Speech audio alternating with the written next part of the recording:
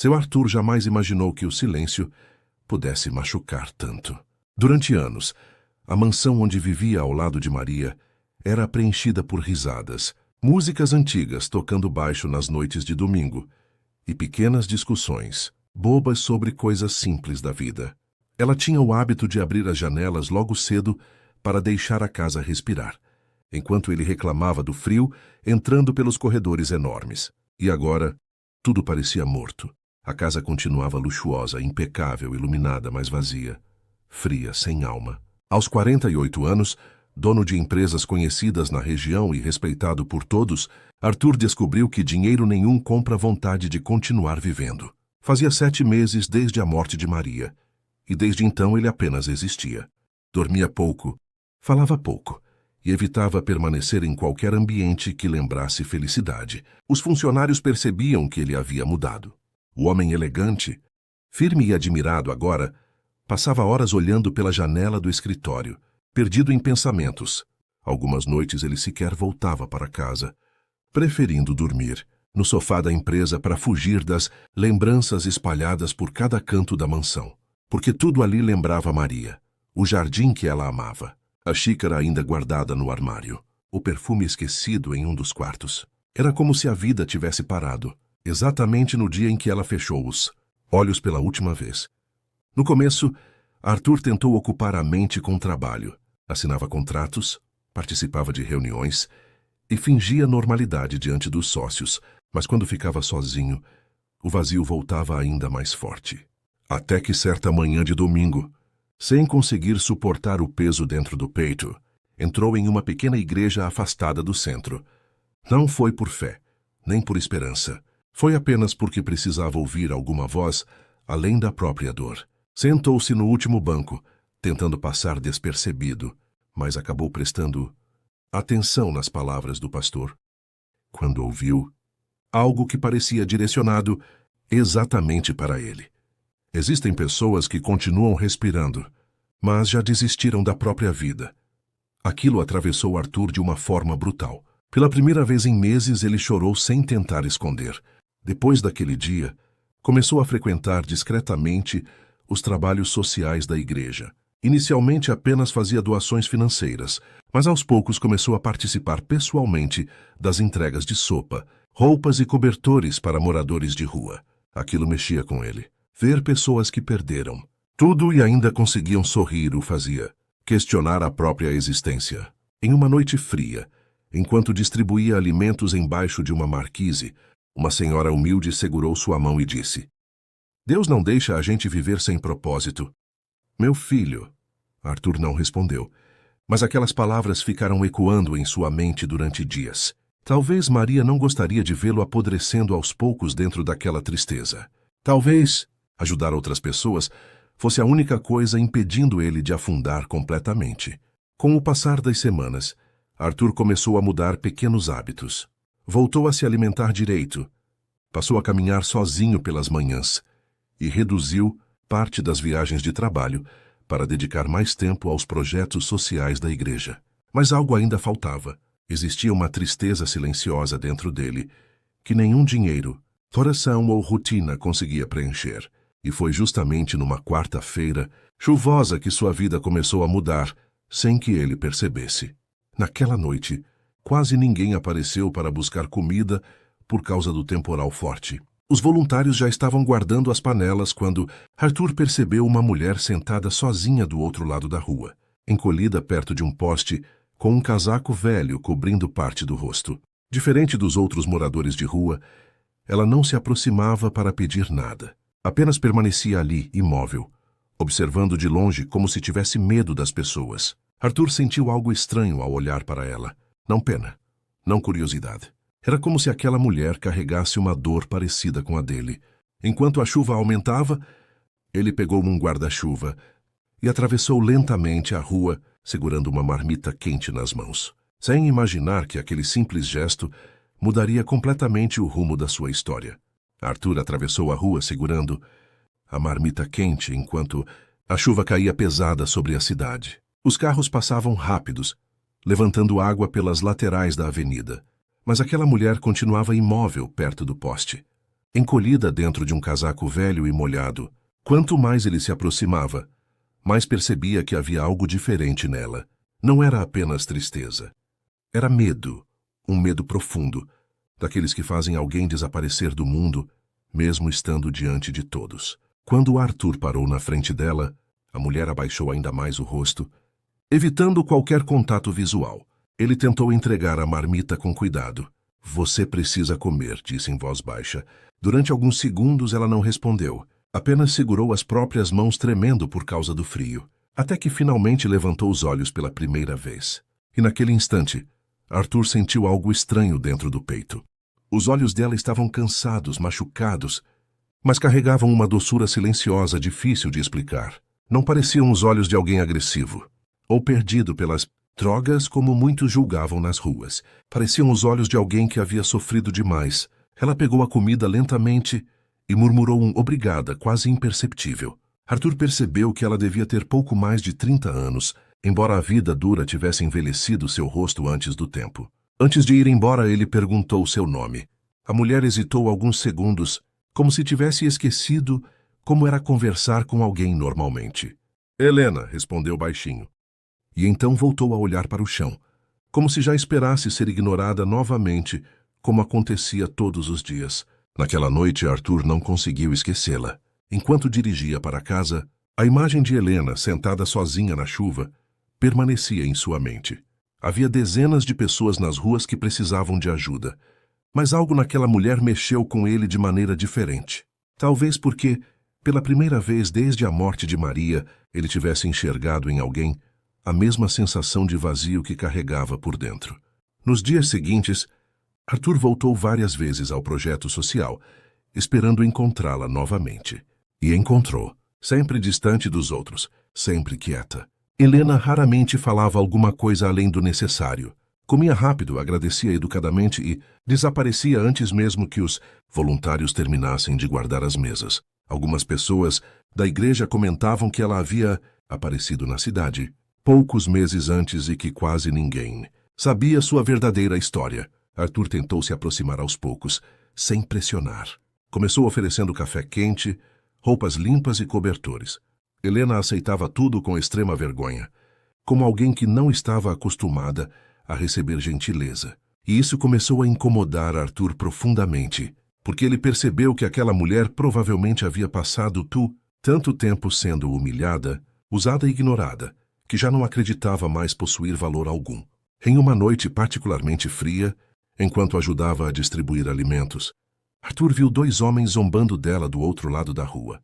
Helena apenas abaixou a cabeça, tentando fingir que não ouvia. Aquilo despertou algo nele imediatamente. Pela primeira vez em muitos meses, Arthur sentiu raiva de verdade.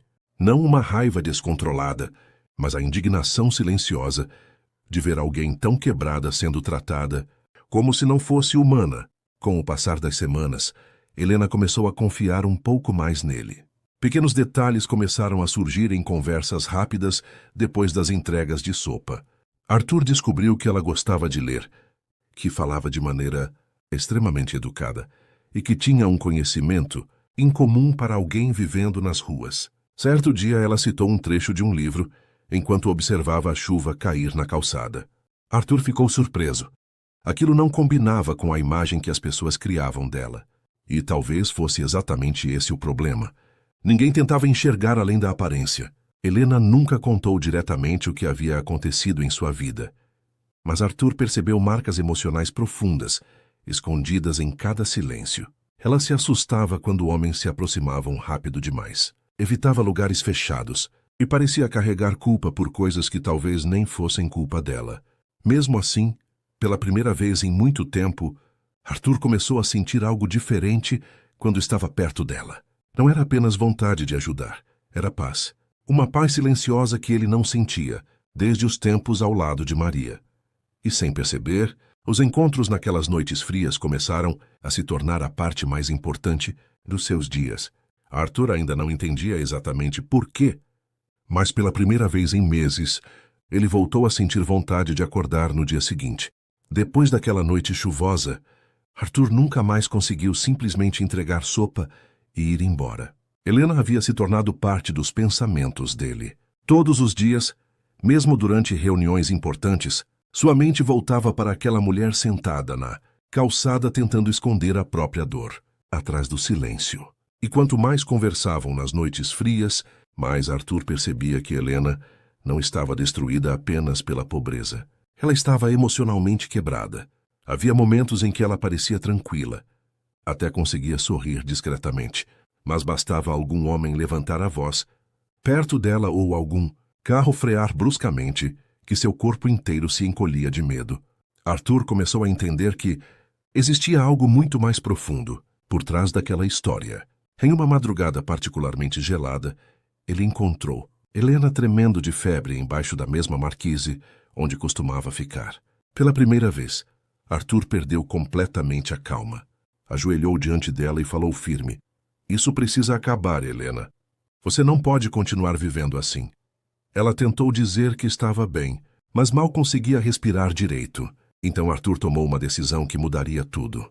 Levou Helena até uma clínica particular onde ela pudesse receber tratamento médico, alimentação adequada e acompanhamento psicológico. No começo ela recusou várias vezes. Dizia que não queria ser um peso para ninguém, que pessoas como ela não tinham mais conserto.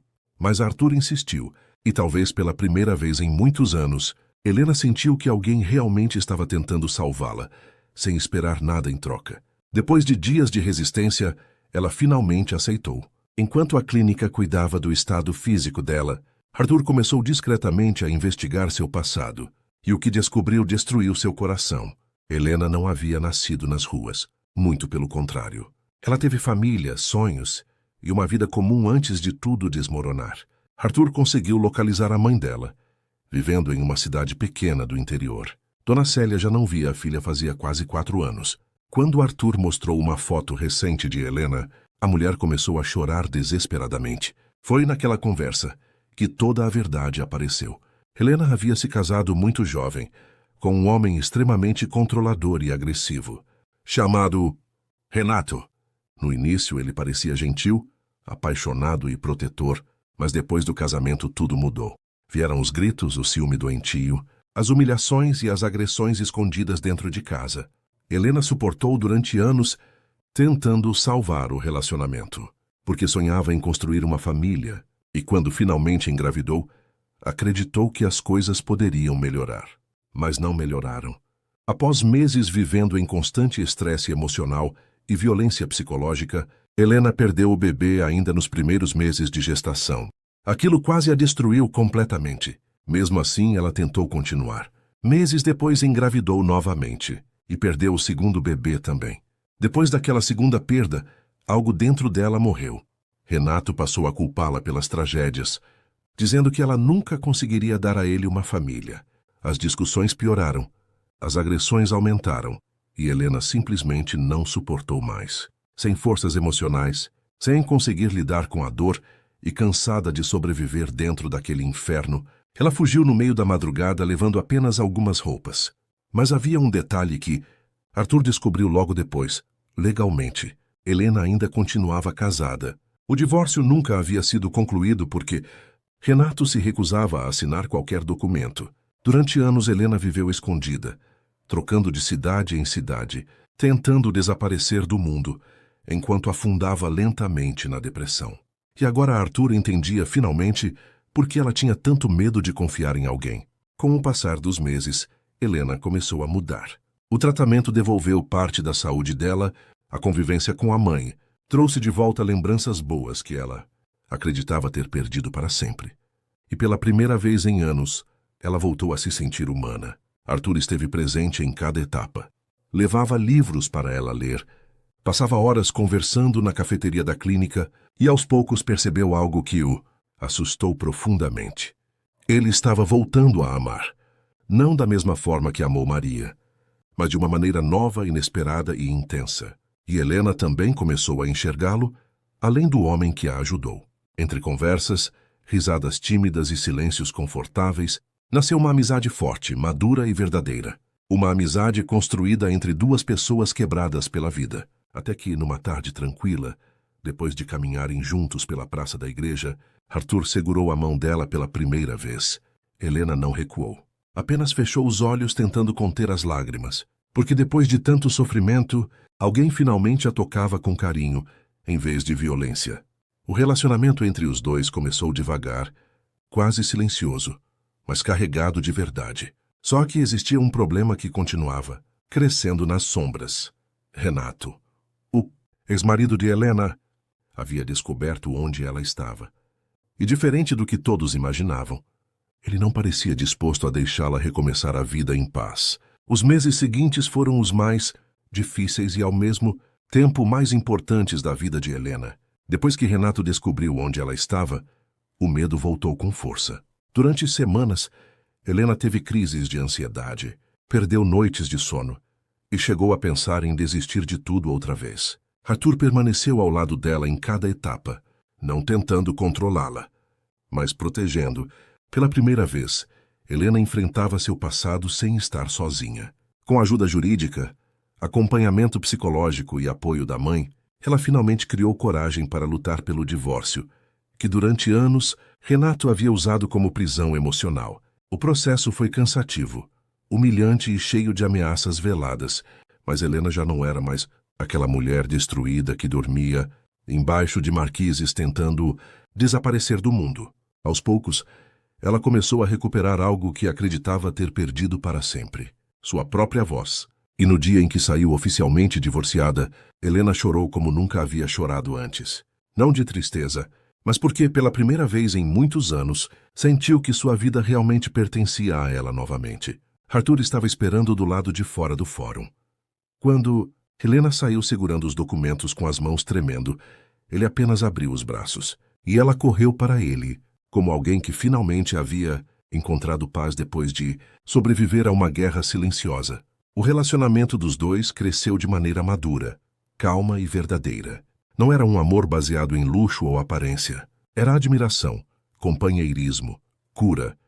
Meses depois, Arthur decidiu vender parte da antiga mansão onde viveu com Maria e comprou uma nova casa, mais simples e acolhedora, perto da clínica e da igreja, onde tudo começou. Também trouxe Dona Célia para morar perto deles, porque Helena não queria mais perder tempo longe da mãe, depois de tantos anos separadas. A presença dela transformou a casa em um lar novamente. Pela primeira vez em décadas, Arthur voltou a ouvir risadas sinceras ecoando pelos corredores. E então veio a notícia que ninguém esperava. Helena estava grávida. Quando segurou o exame positivo nas mãos, ela ficou em silêncio durante vários segundos, como se tivesse medo de acreditar. As lembranças das perdas antigas ainda doíam dentro dela. Arthur percebeu o medo em seus olhos antes mesmo que ela dissesse qualquer palavra. Então segurou seu rosto delicadamente e falou baixinho: "Dessa vez você não está sozinha." Helena desabou em lágrimas nos braços dele. E durante toda a gestação, Arthur viveu cada momento como um presente de Deus. As consultas, os primeiros movimentos do bebê, a montagem do quarto. Tudo parecia impossível para duas pessoas, que um dia acreditaram que jamais seriam felizes novamente. Mas a maior transformação aconteceu dentro de Helena. A mulher que antes se escondia do mundo agora subia em palcos contando sua história para outras mulheres feridas pela violência, pela perda e pela depressão. Ela começou ajudando discretamente nos projetos sociais da igreja, depois passou a participar de palestras em clínicas de reabilitação, abrigos femininos e centros comunitários. Sua história tocava profundamente as pessoas, porque não era teoria, era sobrevivência. Helena falava olhando nos olhos de mulheres quebradas, como ela um dia esteve. Mulheres que haviam perdido a esperança de viver. E quando contava que já dormiu nas ruas, acreditando que nunca mais seria feliz, muitas choravam abraçadas nela ao final das palestras. Arthur observava tudo quase sem acreditar. A mulher que um dia tremia de medo ao ouvir a voz de um homem, agora devolvia coragem para centenas de pessoas. Em uma noite, depois de uma palestra lotada em um centro de acolhimento feminino, Arthur ficou parado ao fundo vendo Helena sorrir enquanto abraçava outras mulheres resgatadas da violência. Ela estava iluminada, forte, viva, e naquele instante, segurando discretamente o ultrassom do filho no bolso do paletó, Arthur percebeu algo que nunca imaginou sentir novamente depois da morte de Maria. Gratidão pela vida, Porque às vezes Deus permite que pessoas completamente quebradas se encontrem, não apenas para se salvar, mas para ajudar outras pessoas a se levantarem também.